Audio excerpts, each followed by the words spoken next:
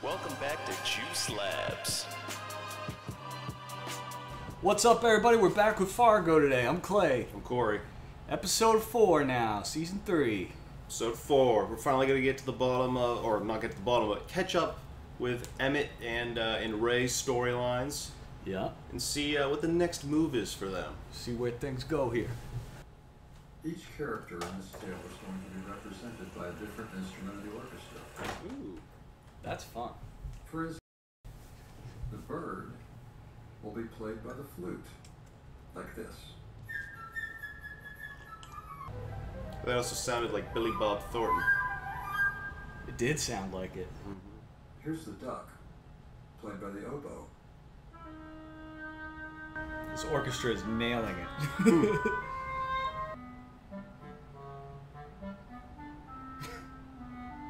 I can see it. It's not a bad plan. Maybe just spend more than $5 on the wig. Represent grand blast of the hunter's shotguns, played by the kettle drums.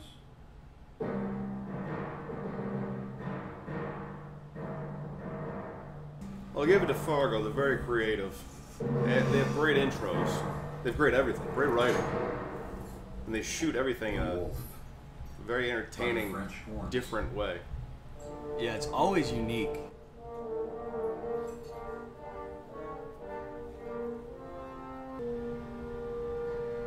Going with the Gus Fring. He's sitting reverse style to... Oh. Or the Walter White. Walter White Season 5, Gus Fring Season 4. Oh, is he bulimic?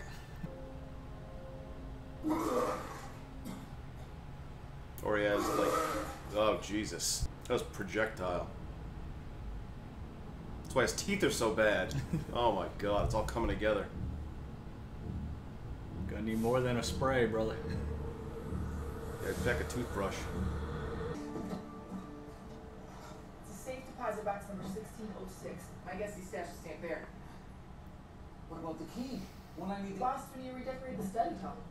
Oh. Don't forget. She's good. Got that meeting with the high roller leader. Bert Lerdsman Plumbing Supplies. Now, I am shocked they never did this play before. Yeah, this seems like the first play you should make.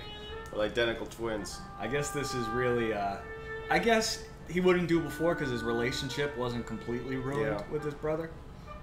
But now that it's ruined, anything's fair game. I lost the key, is the thing, to my box. Is that gonna be a... Because what's in there, I really need, you know, today. We have to drill the lock and, I get it. Makes sense. what we should do is order a new key. Won't take more than a week, and that way, you know, order's maintained. You understand? You know, just go ahead and back up all my accounts. No, Emmett, there's no No, need to... it's fine. I understand. You don't want to help me. Call Mike. Swing around that big stack in poker. Yes, we're... You know what? We'll just drill that sucker. No problem. It'll take 2 seconds, and then you can, whatever you need. While you're at it, I'll take 10 grand in hundreds. And a buck in quarters for the meter. That's, well, of course, well, it's just that whenever you take out anything more than 10,000, it automatically triggers, Buck, if I wanted an opinion from an asshole... Should have listened to Yeah, that. that one. Got it. $9.99. Oh boy. Just Take take out. him. Why didn't he put that together? Jesus. Oh man, is it already back up in the office with a new frame? I mean, I think he never moved it, right? Like, he never put it in a safety deposit box. He just had it, like, in the other room because the frame broke. And he's got ashes, it looks like. Oh, he tastes it. Ugh. Your brother has $1 million and you took, what is that, 10 grand? No, see, that's the criminal mentality. Your old life. And what are you, hardwired patterns. But we're not crooks. This is the principle. What's right? Fair market value for the what he took, the stamp. He did what? Believe me, I'm ready to take myself. It was a dog. Okay. I was thinking it was a dog. So the stamp's worth 10 grand a piece. Remains. Feels like not a lot to just give it to him.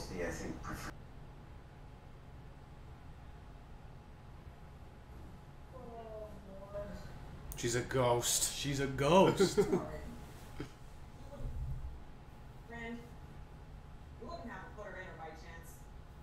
How's that? Jesus. Or a cab? I'll put her in her. Not the way things are supposed to. She's someone we know. Oh, no, it's not. What are the odds? Second female in uniform.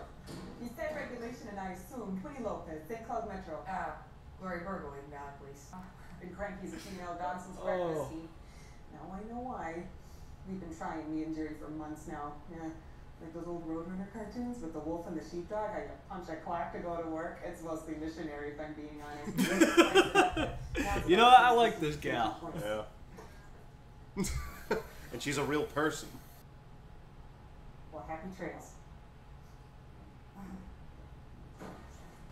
I assume she's going to be relevant, or I don't know if we should have recognized her. I don't think we're supposed to. Hi, yeah. I already told the other girl everything. The other... Oh, no, sir, I'm not here about the accident. Glory Virgo, Eden Valley Police. The murder of... No, that is... You said murder? Yes, sir, of Ennis Stussy in Eden Valley. And here you are. How many miles away is Stussy as well? Well, reason I'm here, one of your cons, Maurice. He's most likely the culprit. We got evidence shows he broke into the victim's house, tore the place apart looking for something. Fella drove 30 miles without knowing his destined address, finds Ennis out of the phone book, and then searches his house like he knows there's something there. Like he's looking for something in particular. It's unusual. He liked his reefer. Is that right? Smoked a heck of a lot. In fact, he blew his piss test. Was gonna grab him up when I heard the news. Death by major appliance. But if I think anything, He's not doing well. He's not doing well, but he's not doing terrible either. He's not as bad as like Lester in the first season. Yeah, that's Who was true. Awful. Oh, jeez. Who's this? Let's see, Reed. Oh, they got him on the charges for the 10,000. They could also just find out he has a relationship with Nikki. Yeah. Oh.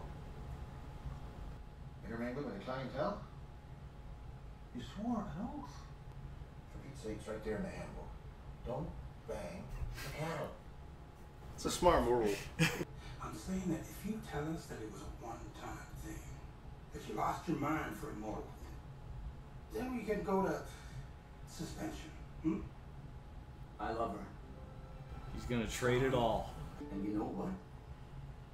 She loves me. Honestly, this is for the best. It's probably If we better. were, Oh, no. Hold on just a Consequences, Mr. Stussy. what if she's manipulating you? Using a poon tank to hoodwink a bamboozle. I like this guy. Yeah. She's not a recidivist. We're not talking a common criminal here. We got plans, like I said. 1 bronze in the Wildcat Regionals. And there's a sponsor, Alertsman, or he's gonna Giving out way too sponsor much our information Yeah. right now. Rich, we play. You got 10 minutes to clean up your desk. Yes, sir. Thank you, sir. Oh, they better not come back. I mean, if it's the same, what he should have done again is just say it was a one-time thing and then deal with the consequences later. If the consequences are exactly the same, whether it happens or not, I mean, oh, this guy got him fired. Oh! It's a whole lot of car That's for where not the- a very big man. You got that right.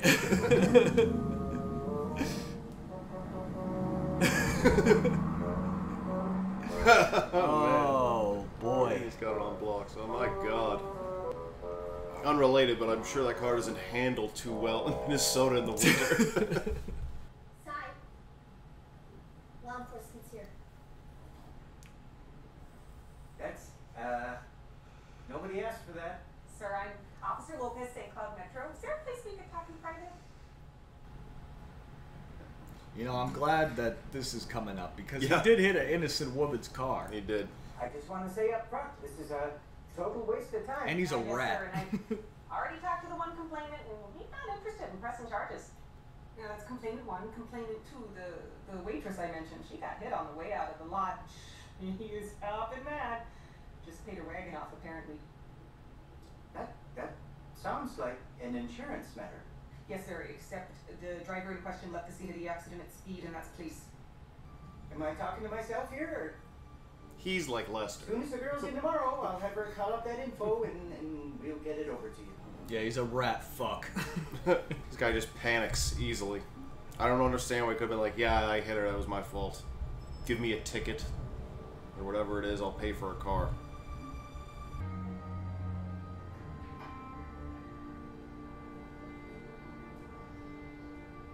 Sure what's keeping Ray. Is this the sponsor that he's supposed to be meeting with? Yeah. Call him again. I feel that maybe we started poorly. Jesus, it's dinner time. Schwein and Cotelis. I wish you told me about company. That's my fault. I do have a tendency to drop in unannounced, but you see, the thing is, Emmett and I have such amazing opportunities ahead of us that, well, you know what they say about trying big money. I've been so forward, madam, as to ask for the location and looked up and say. What the heck does WC stand for? I think wash. Closet? Wash. Oh, he's got to throw up now. Gotta be like cancer or something. Yeah, it's got to be cancer. And not bulimia. Yeah. I'm not making you a partner in my company. You just blew in on the wing Thursday. 85% of the world's wealth is controlled by 1% of the population. What do you think is going to happen when those people wake up and realise you've got all their money? This is a $200 suit. I wear a second-hand tie. I fly a coach. Not because I can't afford purse, because I'm smart. So look at you and look at me and tell me who's the richer. You think you're rich. You've no idea what rich means. The stamp. The famed 2-penny red US misprint, if I'm not mistaken. The 2 was the wrong way round. Oh, dear. It's all very Old Testament, really, this feud between you and Raymond. Do you know there are 25 chapters in the book of Genesis that refer to the feuds of brothers? He was betrayed by his It's so brothers funny and with his sold into glasses. slavery. Minute, pal. I don't know what you or how you, but private matters between me and my. I hear things. Emails. Phone calls.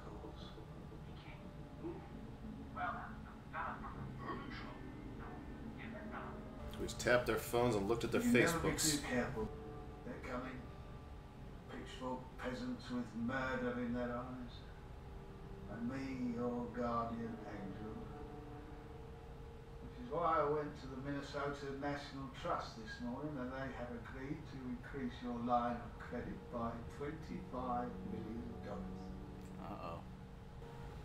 Say Emmett had a pretty healthy idea of what rich is before this. He did. Yeah, you know, a practical rich. But first you need to tell Rich me that isn't surrounded by overwhelming your greed. brother going to be a problem. Hello. A lot for being bad, aren't you? Oh, I went by the station and they said, Fudge, you were turning in. That's okay. You want some tea? Yeah, sounds good. After I see you in the commode, I go see this fellow that works there, and something strikes me odd. The name. See, it turns out that one of the victims has the same last name as the fellow that owns the company that leased the car. And the victim's name is Anastasi, with the same as my suspect's parole officer. and his brother, who owns the company that leased the Humvee and who lives, get this, in Eden Prairie. Oh man, Winnie cracked it open. Yep. No boy. Man, both these the Stussy brothers really closing in on all sides on both of them. Yep. Man, Winnie just cracked it wide open. Mm-hmm. And, you know, Winnie seems like she'd be a good friend. I feel like, you know, I agree with that. Very forward, very friendly. our main lady there, you know, she needs, she's kind of lonely, to be honest. All she's got is her son. Her poor stepdad was murdered. I know she's got a lot going on, but yeah, she could use a friend like Winnie. I like Winnie. Two people cop combo. And then we got all the stuff that I always forget his name. Goddamn Lupin there. VM Varga. VM Varga. A lot of the stuff he was saying, I was just like, there's a lot of intimidation. I mean, the whole, once a certain amount of wealth gets to, the tip top, there's generally a revolution where they kill the rich. That's true. Mm-hmm. That'll happen. I don't know why he was just like, he kept saying like, the peasants are coming for you, man. Peasants are coming for you. It's like, I don't know what you really mean by that. Well, I think what he means by that is he was a peasant, and he is the one with the pitchforks coming. See, I took it as he's the billionaire above everything, and he's like gonna like kind of blended in as one of the peasants. So he's like, I'm gonna lead the peasants to take you down unless you do this, but in reality, I'm also the guy that's more rich than you could possibly imagine.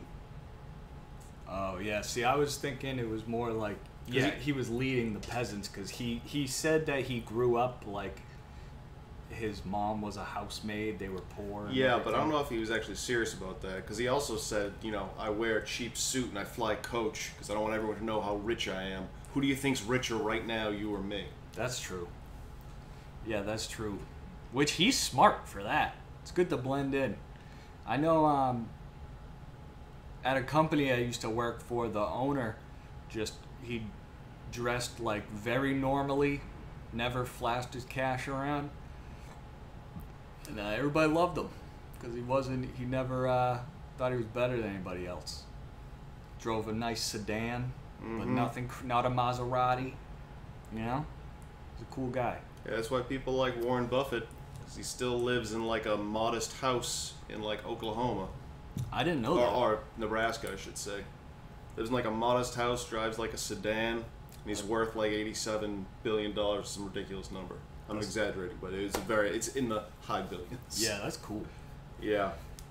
Man, it's all gonna start going down next episode, I feel. Oh yeah. Yeah, I really hope. I kind of like both of the brothers. I like him too. The only person I really fucking hate is Cy, because he's a little rat. He's a little rat. You know what his problem is? Just admit that you have some erotic feelings for Emmett. Just admit it. Your life will be a lot better. If you just not act on those feelings, but express those feelings and be honest with yourself. There's nothing healthy about living a lie. Nothing healthy about living a lie, man. And maybe you wouldn't be such an unlikable little rat fuck. Yeah. A bad liar. Bad liar. And for some reason keeps giving advice. I don't know why. Emmett's very easily swayed. I was also confused why, like when he went into the bank, there was such a like, ooh, don't upset him, and the banker was like yelling at the new lady, being like, hey, get him a drink, do this, and I was like, from my experience, what I've seen, Emmett's the most laid back. Yeah, he's laid back and compassionate. Yeah, very compassionate man, generally speaking. Understanding. I hope they have a plan, or the two brothers pull some shit off, because right now they tag team. I hope they tag team. I just hope they do something, and the rest of the show isn't, the world slowly coming in on them like it did for. Even Lester, I guess, did come up with a plan by like the 4th or 5th episode. Was able to push it a little bit. Yeah, he did. Yeah, I bet you it is going to be that, because he was, Fargo was talking about, like, Cain and Abel and stuff, and all the sibling rivalries, how they never end well, but maybe that's setting up for this civil rivalry to go the other way. They're going to come together, crush it, have a healthy brotherly relationship, get over the fucking stamp. Just let the stamp go. I was surprised also that last stamp when they're like, should I give it to him? Should I give it to him? And then he's like, oh, I took the fair value of the stamp from out of the thing. So the stamp was $10,000. Yeah, that's not that much. No, for Emmett Stussy, $10,000, not that goddamn much.